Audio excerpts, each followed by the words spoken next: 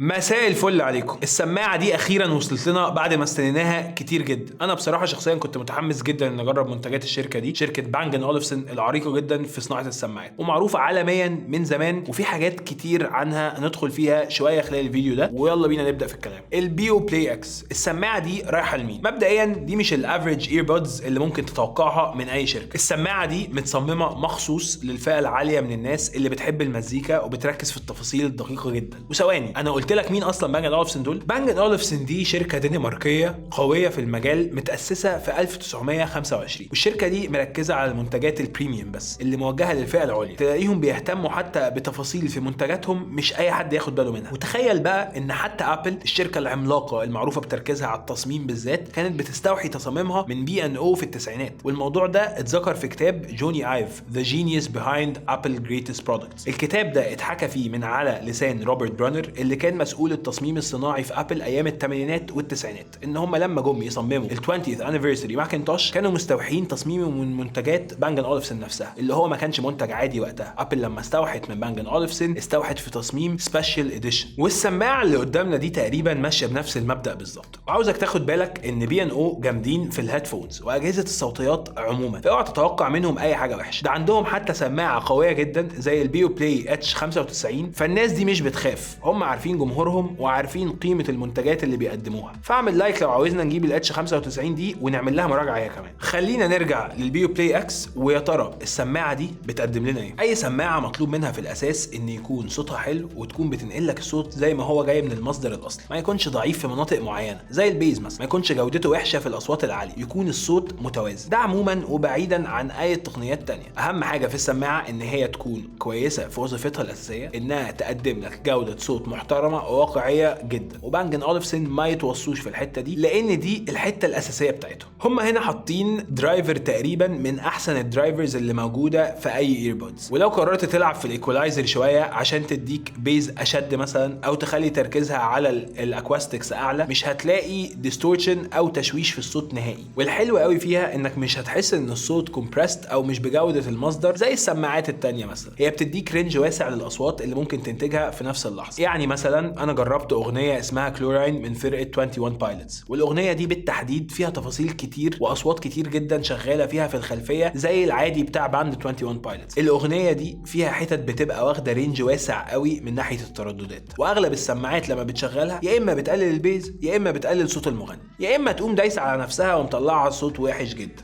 او مشوه جدا. بس في البيو بلاي اكس هنا هي ما بتطلعش فيها غلطه. بصراحه السماعه دي ممتازه جدا في الصوت بالنسبه للمنافسين اللي قصادها تقريبا، ومش واقفه على بس الصوت. السماعه فيها بطاريه محترمه جدا، مستشعرات لللمس، شحن لاسلكي، شويه امكانيات لطيفه، وكل الكلام ده هنرجع له بعدين. بس هنا في ANC او اكتيف نويز كانسليشن، وهو ده اللي انا عايز اكلمك عنه شويه. ومعلومه ليك، السماعات الصغيره دي مش احسن خيار ليك اذا كنت عاوز سماعه تعزل الصوت. دايما الاحسن انك تروح للهيدفونز او بتبقى السماعات الكبيره شويه، لانها بتوفر مساحات لمايكات اكتر تلقط الدوشه اللي حواليك، وسماعات اكبر ترد على موجات الصوت اللي جايه. هي دي تقنيه الاكتيف نويز كانسليشن، واللي هي تقنيه مبهره جدا وغاليه جدا بصراحه. وفكره ان هي تبقى موجوده في سماعه ايرفونز بس او ايربودز بس، دي حاجه جامده جدا. فاكيد هي مش اقوى حاجه في النويز كانسليشن، بس ستيل هي موجوده في سماعه ايربودز. هي بصراحه الاكتيف نويز كانسليشن فيها غريب شويه، اللي هو حرفيا بيشيل لك النويز، حرفيا النويز بس. فهو بيشيل صوت الدوشه اللي حواليك شويه، صوت الدوشه البعيده، وبيخفف صوت العربيات، لكن غير كده بتفضل كل حاجه مسموعه شويتين، فتديك احساس كده انك في لعبه تقريبا. غير العزل بقى او ANC،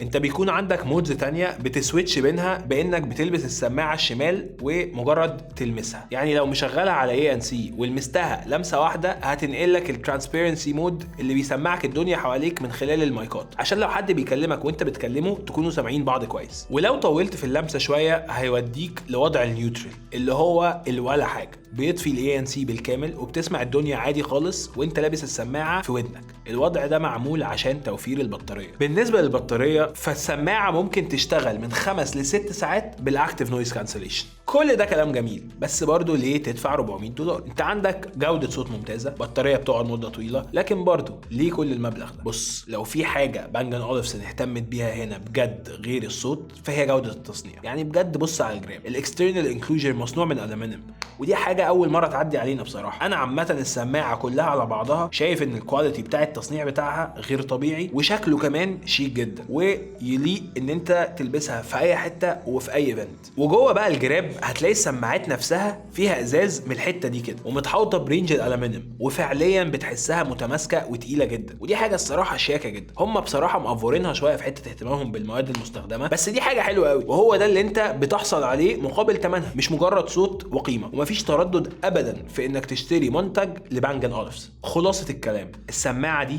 رايحه لمين؟ لو انت من الناس اللي بتهتم بالمزيكا وبتعشق الصوت اوديوفايل يعني، ونفسك توصل لاحسن جوده ممكن تاخدها من سماعه بالهيئه دي سماعتك. نقطه جوده الصوت هي النقطه اللي بتتفوق فيها البيو بلاي اكس عن اي ايربودز تانية موجوده حاليا، وهي بجد تقدر توصل احسن تجربه استماع ممكن. لو بتدور على سماعه عندك اوبشنات كتير، لكن بتدور على الجوده واهم حاجه عندك هي الجوده، فالبيو بلاي اكس هي الافضل ليك بلا نقاش. هي دي اللي رايحه للطبقه العاليه اللي عاوزين يحسوا بمتعه الاغاني اللي بيسمعوها وهم في اي مكان، مفيش شنط مفيش اسلاك. هي البيو بلاي اكس من بانج & أولufsen وبس. هل تشتريها ولا لا ده قرارك، بس لو سالتني انا مبسوط بيها جدا الصراحه.